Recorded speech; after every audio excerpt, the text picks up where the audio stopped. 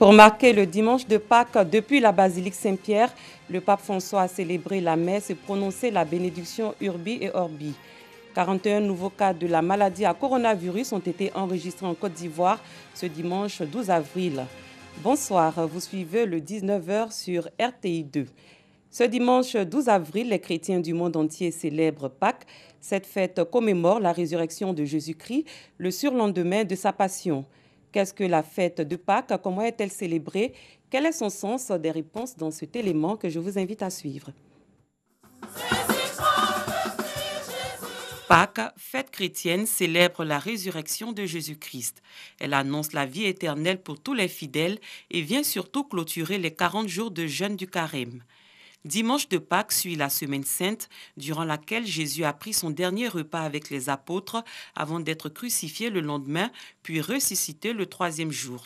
Dimanche de Pâques est donc une fête de réjouissance qui consiste, après le culte, à se réunir en famille autour d'un bon repas et à organiser dans certains pays une course aux œufs pour les enfants.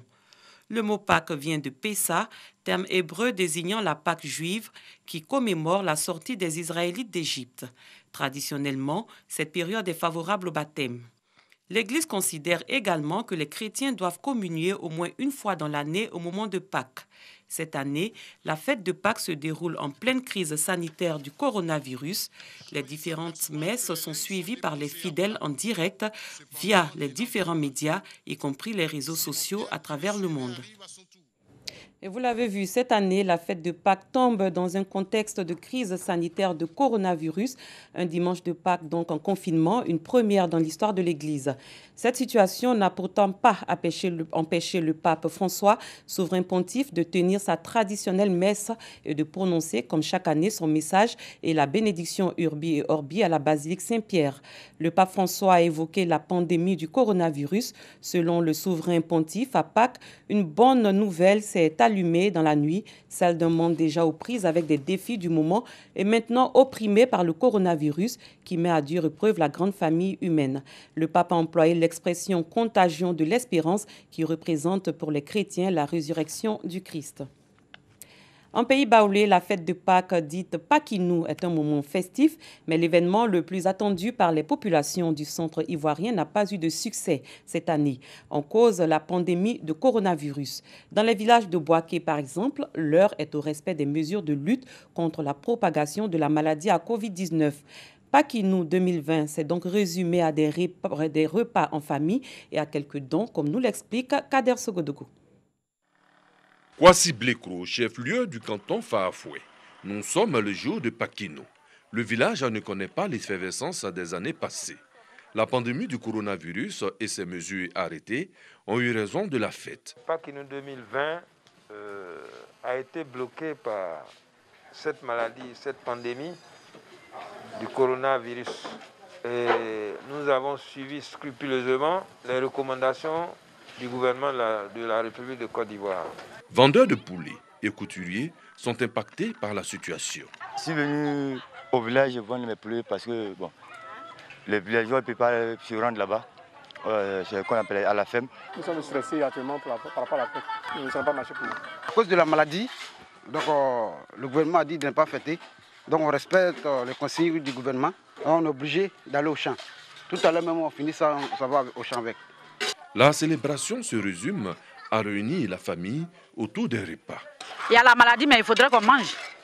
On mange chez nous, on ne fête pas. On est chacun chez soi. Cette année, très peu de personnes ont radié leur village pour la fête. Tous ressentent le changement. Je suis venu au village dire bonjour à la famille pour retourner de suite là. Le président dit de ne pas fêter à cause de la maladie. Je suis quitté à Abidjan pour venir faire Pâques au village. Cette année, c'est pas intéressant. Peut-on réellement faire un tour en pays baoulé sans son pain? La question ne se pose pas. Je viens au village juste pour laisser un peu de pain à mes petits-enfants. C'est une question de virus qui nous bloque. Le pain, c'est un souci quotidien. Le baoulé aime le pain. Et moi, j'aime le pain. En cette période de coronavirus, pour Paquinou, la solidarité des cadres de Boaké n'a pas fait défaut, malgré la situation qui prévaut. Cette année, il n'y a pas de cérémonie festive. Le déferlement qui se fait habituellement vers les zones rurales ne se fera pas cette année. Mais nous, en notre qualité de fils de Bouaké, nous ne pourrions nous dérober de cette coutume, de cette habitude que nous nous sommes inculqués d'être proches de nos parents, d'être proches de nos populations pendant cette période de Pâques. Les 5 chefs cantons de Bouaké ont reçu chacun un bœuf. Pour certains villages, des vivres seront offerts par l'ONG Oukademe. Une action appréciée par les garants de la tradition. La 6e édition, notre fils Touré Suleiman n'a pas attendu. Il est venu avec, comme d'habitude, un bœuf pour que nous puissions fêter la Pâque. En cette période de coronavirus, pour Pakinou, les chèvres peuvent se frotter les pattes. Elles sont en sursis en attendant certainement Pakinou 2020. Elles peuvent donc se balader en toute liberté dans les villages. Voici à présent le point de la situation de la pandémie de coronavirus en Côte d'Ivoire ce dimanche 12 avril 2020. Le pays enregistre 41 nouveaux cas confirmés, ce qui porte le nombre total de malades à 574, 27 nouveaux guéris et un décès. Il s'agit d'un jeune homme de 32 ans ayant une obésité morbide. Le pays enregistre donc au total 45 guéris et 5 décès.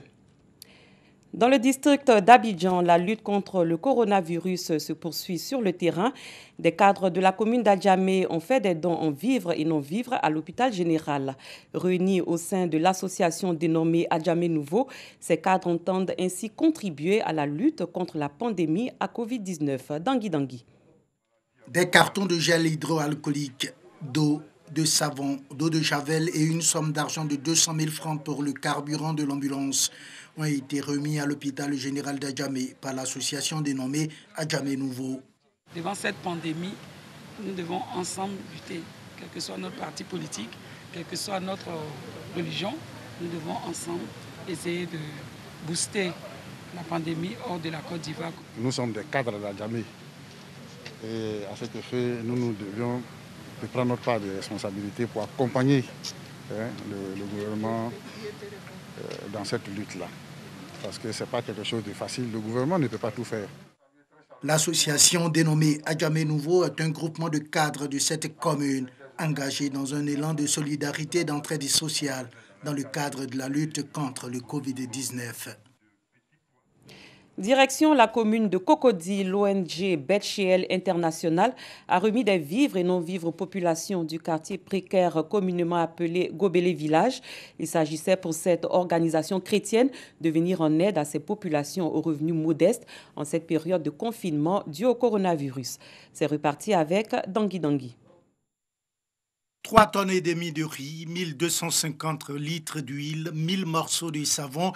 C'est le don de l'ONG Betchiel International à Gobélé, vaste quartier précaire à l'intérieur de la commune de Cocody à Abidjan. Entre autres objectifs de cette organisation chrétienne, aider ces populations à revenus modestes à supporter le poids économique de la mesure de confinement arrêtée par les autorités dans le cadre de la lutte contre le Covid-19. Depuis que la pandémie a déclenché, les familles sont restées chez elles à la maison, tout ça. Difficulté pour pouvoir manger, tout ça. Aujourd'hui, avec ce don que nous voyons, habitué à assister ces populations, l'ONG Betchiel International a pensé à un système de partage de ces dons. C'est le système du Mauritanien, mais le Mauritanien est gratuit. Chaque matin, nos mamans pourront venir puis chacune prendre 1 kilo de riz, 1 litre d'huile, du sel et puis du sucre correspondant à leurs besoins. Et on leur donne ça et ils s'en vont à la maison. Elles se connaissent ici. Elles vont prendre un cahier, noter leur nom. Et chaque matin, ça sera comme ça. Et on a prévu ces vivres-là pour autour de 1 mois. Promiscuité, pauvreté, insalubrité, le respect des mesures barrières et le confinement obligatoire pour gagner le combat contre le Covid-19 est visiblement un défi pour chaque résident de ce vaste quartier précaire, communément appelé Gobélé Village. Nous restons dans la commune de Cocody, précisément à la Cité des Arts, siège de la Fédération des familles pour la paix mondiale, section Côte d'Ivoire.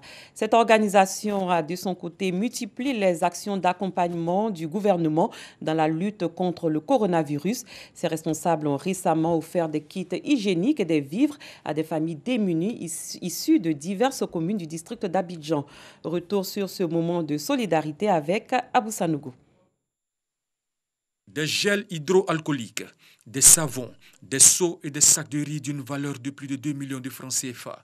C'est le don fait aux populations par la Fédération des familles pour la paix mondiale section Côte d'Ivoire. Pour le président de cette fédération, Begré Richard, ce don est un moyen d'accompagner le gouvernement dans sa politique de lutte contre cette pandémie. Selon lui, la lutte contre le coronavirus Covid-19 a besoin de la contribution de tous les fils et toutes les filles de ce pays.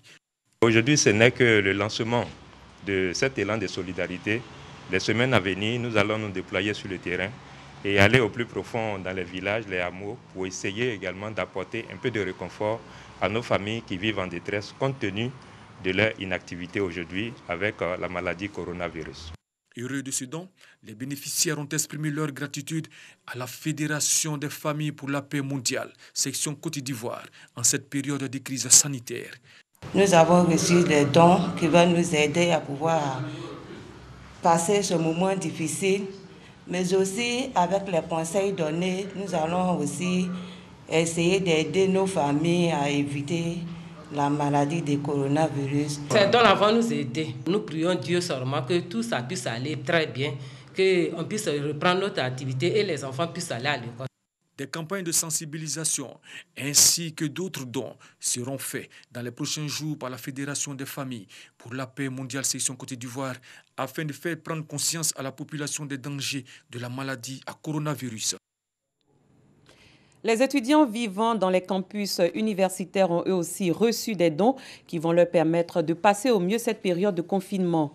Composés de vivres et non-vivres, ces dons ont été remis au secrétaire général de la Fédération estudiantine et scolaire, Astou Touré. Dans les universités, les cours sont suspendus, mais les étudiants, eux, restent confinés dans leurs chambres. En ce début d'après-midi, ces étudiants du campus 2000 reçoivent la visite de leur premier responsable qui vient leur apporter sa solidarité.